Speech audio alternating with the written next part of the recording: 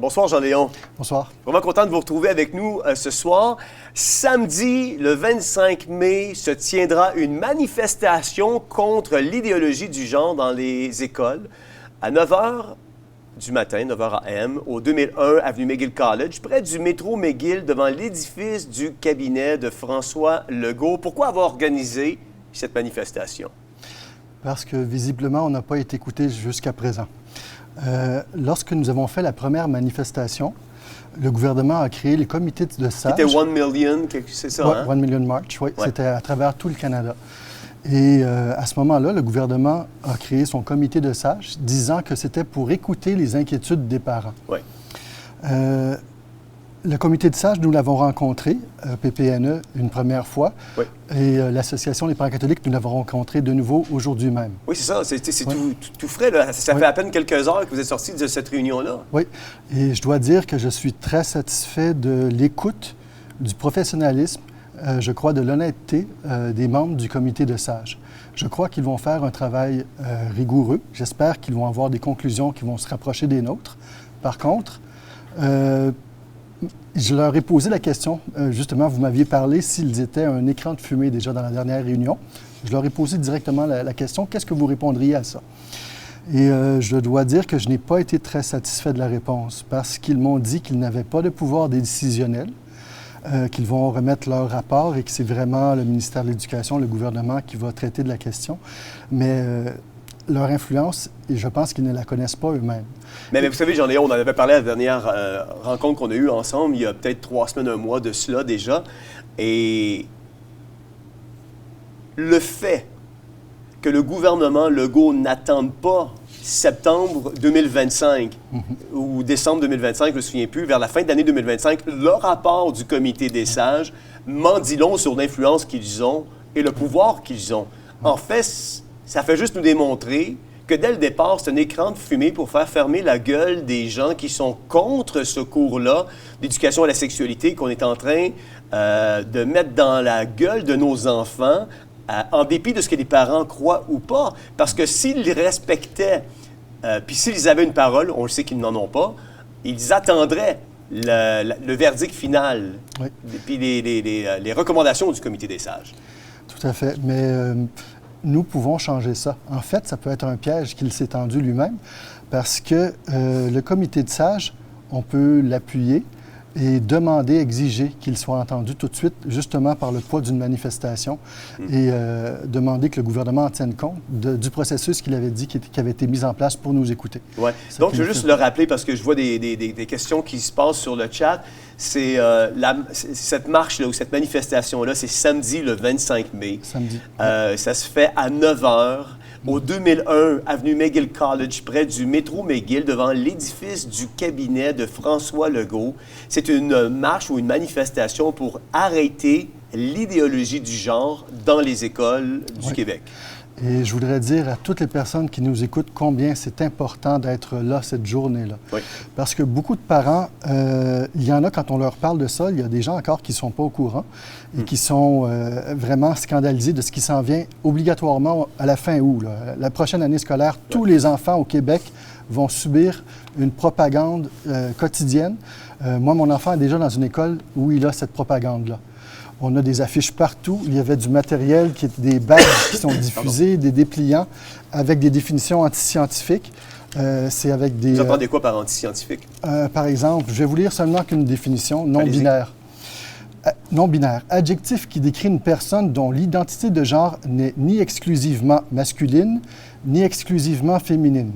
Cette identité peut se définir, entre autres, comme un mélange de féminin et de masculin, à la fois féminin et masculin, ou aucun des deux.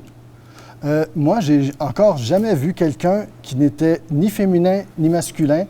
Au niveau biologique, j'ai jamais entendu parler de ça. Je ne sais pas quel extraterrestre les gens qui ont conçu ça ont rencontré. Ouais. Puis c'est... quand je dis que c'est une propagande qui est très omniprésente, ils ont des moyens énormes. Ouais. J'ai ici la liste des fondations qui financent ces dépliants-là, qui financent les petits badges qui sont distribués partout, les affiches qu'on retrouve dans l'école, partout dans les couloirs, Dans les toilettes, lorsque c'est la question des toilettes mixtes, ça se trouvait dans chacune des toilettes individuelles, dans chacune des cabines. Quand l'enfant allait dans la toilette, il y avait des affiches pour que la propagande continue. Les parents ne savent pas encore ceux qui attendent leurs enfants. C'est dans nos écoles primaires? Pour moi, c'était secondaire. Secondaire 1, mais ça va être obligatoire du préscolaire jusqu'au secondaire 5. Sérieusement? Oui. Puis votre garçon, est-ce que vous êtes battu pour le sortir de ce cours-là? Parce qu'il faisait partie du projet pilote oui. en lien avec le cours sur oui. éthique et citoyenneté québécoise, oui. dans lequel on enseigne l'éducation à la sexualité. Là. Entre autres. C'est sûr que le cours est enseigné dans d'autres matières. Oui. On essaie d'éviter que les parents soient au courant. J'ai des témoignages d'enfants qui ont entendu des professeurs se dire, entre autres, on ne le dit pas aux parents, ils vont retirer leurs enfants des classes. Et c'est pas pour rien que les enfants vont retirer leurs enfants des classes. Mais vous l'avez su, puis vous avez manifesté pour sortir votre garçon de la classe? Oui, j'ai parlé à la direction. On m'a dit que c'était pas possible. Pourquoi?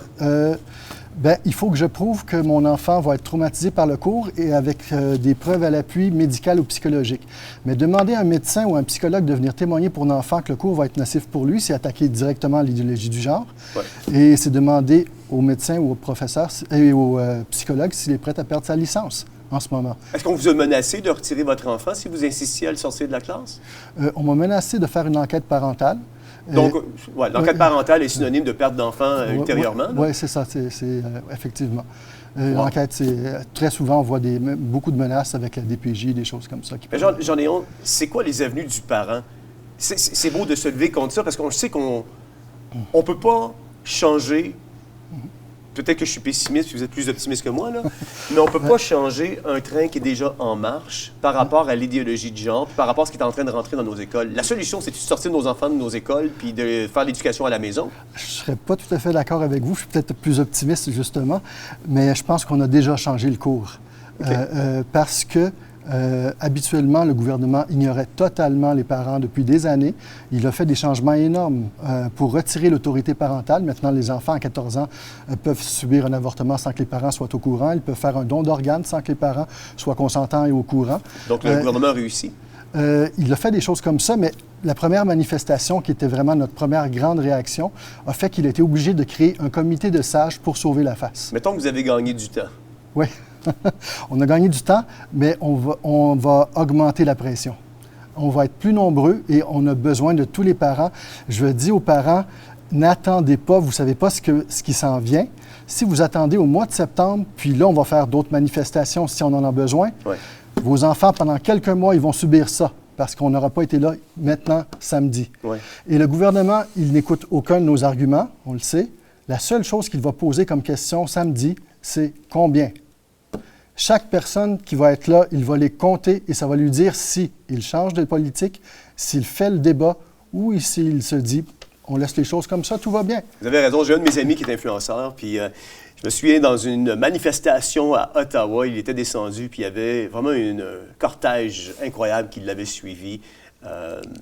Vraiment, là, c'était impressionnant de voir combien les Québécois étaient en arrière de cet homme-là. Puis je me souviens que je lui avais... Dans un Vox Pop, posé une question, je lui avais dit « À quand ton entrée en politique? » Puis il m'a dit « Ah, moi non. Non. » Il dit « C'est pas pour moi la politique. » Il dit « Je préfère être le caillou dans le soulier que de me présenter en politique. » Puis ça me fait sourire parce que des fois, on pense qu'on peut rien changer. Puis c'est vrai qu'on se bat contre une organisation, c'est vrai qu'on se bat contre un narratif dominant, c'est vrai que partout à travers la planète, on pousse le wokisme. On a sorti la religion de nos écoles pour intégrer le wokisme comme religion, qui s'attaque littéralement puis directement à nos enfants. Et je pense que nous avons besoin de tout faire ce qui est dans notre pouvoir pour être ce caillou dans le soulier qui va rendre inconfortable le gouvernement avec une telle décision d'endoctriner nos enfants. Puis le devoir des parents, c'est pas juste de faire des enfants. C'est de se lever puis de se battre pour nos enfants puis notre progéniture, parce que la société qu'on va leur léguer, je pense que c'est notre responsabilité. Tout à fait. Moi, il y a une phrase de l'Évangile qui dit « Rendez à César ce qui est à César ». Ouais. Quand on dit rendre à Dieu ce qui est à Dieu, c'est-à-dire le prier, avoir une relation avec lui, rendre à César ce qui est à César, on n'y pense pas souvent, mais on a des choses à lui rendre puis des comptes à lui demander. Puis ça, c'est dans l'Évangile, Dieu nous demande de nous occuper de politique et de nous occuper de César. Alors, je pense que samedi, on a vraiment un rôle à jouer. C'est très important. j'espère que les parents, puis tout le monde, c'est vos neveux, c'est vos nièces, c'est vos petits cousins, venez les protéger, vos enfants. À partir du mois d'août, tous les enfants au Québec vont être scandalisés. Ouais. Ouais. Et je me le disais, Jean-Léon, s'il y a une place qu'on doit être présentement, c'est là. Ouais. C'est là. Je ne peux pas concevoir dans ma tête qu'il y a un parent sain d'esprit qui accepterait que son enfant mineur à 14 ans pense ou soit sur l'influence des enseignants à l'école pour changer de sexe sans que le parent n'en soit informé. Je ne pense pas qu'il y a aucun parent sain d'esprit qui accepterait qu'à 14 ans, son enfant change de sexe, change de nom sans en être averti. Je pense que ça, c'est comme un coup fatal sur, justement, l'autorité parentale, la primauté parentale. Et je pense que si on fait des enfants, on a un devoir de les rendre au moins jusqu'à l'âge de raison, puis leur inculquer des valeurs qui sont adéquates, et non pas leur donner des dogmes tout croche, qui communiquent une sexualité débridée, puis qui, à 14 ans, serait enclin de prendre une décision irréversible. Irréversible, qui ont des conséquences pour le reste de ses jours. Là. Oui. Il y a déjà des enfants avec les cours actuels, parce que les cours, quand la sexologue va en classe, elle ne connaît pas les enfants. Les parents, on connaît nos enfants, on connaît le rythme de chacun. Il y a déjà des témoignages d'enfants en classe qui pleurent pendant les cours. Des enfants qui se mettent les mains sur les oreilles. Il y en a qui sont très mal. Quand ils reviennent, ils sont vraiment troublés quand ils reviennent à la maison. Donc, on a des témoignages de parents. Les enfants ne sont pas bien dans ces cours-là. S'ils pouvaient, ils sortiraient de la classe. Ils se trouvent d'autres activités. Il faut les protéger tout de suite. Sentez-vous, Jean-Léon, qu'il y a d'autres personnes qui pensent comme vous, ou vous êtes comme un extraterrestre sorti de nulle part lorsque vous émettez vos opinions par rapport à ce cours-là? Le bon sens est peut-être une des choses les plus répandues. Quand on en parle dans la rue, je pense que 98 % des gens sont d'accord pour dire que ce cours-là a absolument aucun bon sens. Et c'est un cours qui va contre les principes biologiques, les principes scientifiques. Il n'y a aucun fondement scientifique à ce qui s'en vient au mois d'août. Alors, je ne suis pas inquiet. L'inquiétude que j'ai, c'est que les gens, souvent, par expérience, se disent « le gouvernement ne nous écoute pas ». Ça ne va rien donner. Non, il nous a déjà écouté une fois. Il nous a prouvé que cette manifestation-là, il la regarde et il est attentif à ce qu'on va faire. Alors, on a un moyen, tout le monde, de venir dire au gouvernement d'être des témoins pour les enfants, de dire non, on ne veut pas de ce cours-là. On va protéger nos enfants. C'est nous l'autorité, les parents ici, c'est pas le gouvernement. L'autorité ultime, le ministre de la Saskatchewan, ministre de la Justice de la Saskatchewan et de l'Alberta, ont tous deux témoigné que l'autorité ultime pour les enfants, c'est les parents. C'est un fait, c'est reconnu dans les chartes internationales. Et on vient dire au gouvernement, vous allez respecter notre autorité, nous ne voulons pas de votre cours. Vous dites 98 % des parents sont... À qui l'on parle, oui, dans la rue, qui n'étaient pas au courant. Vraiment, la réaction, là, je n'ai pas eu une seule réaction aux gens à qui j'ai parlé, qui étaient pour dire non, ce cours-là, je veux le garder, c'est très, très bien, on y va avec ça. Ce n'est pas arrivé encore. Est-ce que maintenant que vous savez, que vous dites que c'est 98 %, est-ce que ce nombre-là se transpose lorsqu'il s'agit de prendre une action comme celle de samedi, comme celle que vous allez prendre samedi? Je l'espère. Je ne le sais pas. Je ne sais pas comment faire prendre conscience à tout le monde. J'ai des gens qui me disent, et c'est très important, c'est certainement l'aspect le plus important, qu'ils vont en parler partout autour d'eux, qu'ils mettent des affiches de la manifestation, mais je n'ai pas l'impression qu'eux, ils considèrent déjà que leur devoir est fait quand ils ont fait ça. Je voudrais leur dire, non, ta présence unique est primordiale. Le plus grand nombre, nous serons 10 de plus, 20 de plus, 100 de plus. Le gouvernement va en tenir compte. C'est extrêmement important, la présence de chacun. Et les personnes qui prient, je leur dis, venez prier avec nous. On va être plus que 2 ou 3 réunis en son nom. On va être nombreux pour protéger nos enfants du scandale. On va prier ensemble, on va être là. Venez le plus nombreux possible. Bien, merci beaucoup, Jean-Léon, d'avoir été avec nous ce soir pour nous rappeler cette marche importante, samedi 25 mai, devant l'édifice de François Legault sur la rue McGill à 9h, 2001, avenue McGill, 9h. C'est samedi matin. Tous ceux qui viennent de loin, les ponts sont libres. Oui, tout à fait. Montréal est libre, est à nous. Venez vous en...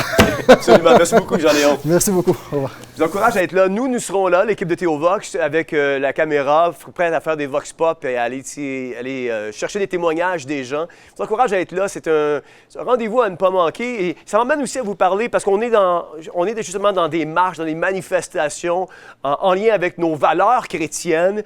Il y a justement la marche pour la vie aussi qui va prendre place samedi, le 1er juin prochain, devant l'Assemblée nationale à 11 h à Québec.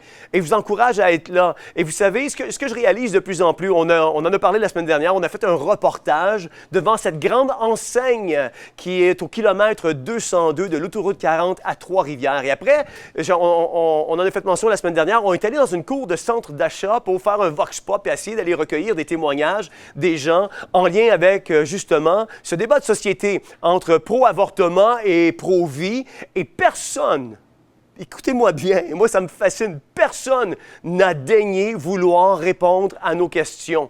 On a demandé à des gens qui étaient pro-avortement s'ils voulaient émettre une opinion devant la caméra. Personne n'a voulu le faire. Savez-vous pourquoi? Ce que je réalise de plus en plus, c'est parce qu'il n'y a pas de débat. On veut faire un débat avec quelque chose qui n'est pas débattable. Le clan pro-avortement fuit le débat.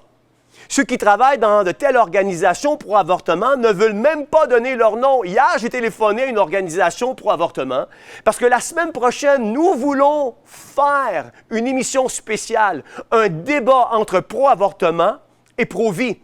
Il est venu à nos oreilles que les gens les pro-avortements planifiaient une contre-manifestation à la manifestation pro-vie du 1er juin. Imaginez. Ces gens-là sont en train de s'organiser à travers plein de sites Internet pro-avortement. Le mot d'ordre s'est donné pour faire une contre-manifestation à la manifestation pro-vie.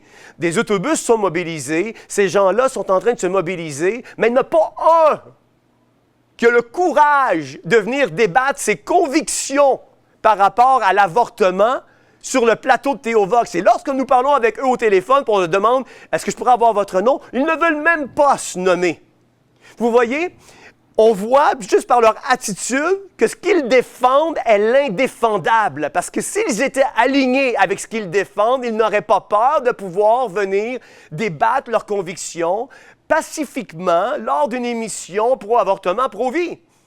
Mais non, ces gens-là ne veulent pas s'identifier, puis ceux qui s'identifient, ce sont les marginaux, ceux qui se déguisent en travestis, en drag queen, ce sont ceux-là qui vont s'identifier et qui vont être prêts à venir dans les manifestations, mon corps, mon choix, fuck you, puis ils vont émettre toutes sortes de slogans qui sont destructeurs, dévastateurs.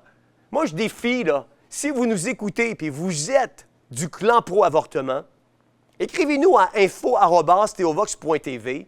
Donnez-nous vos coordonnées. On aimerait ça vous entendre lors de ce débat la semaine prochaine à notre émission Pro-avortement, pro-choix, pro-vie. Pro-avortement, pro-vie. Je veux entendre le clan pro-avortement. Je veux entendre vos arguments. Je veux que ça soit fait dans le respect. On va avoir Georges Buscemi de Campagne Québec-Vie qui va être là pour débattre sur la vie. Nous allons avoir la comédienne Lucie Laurier qui va être là, présente pour débattre pour ses convictions pour la vie.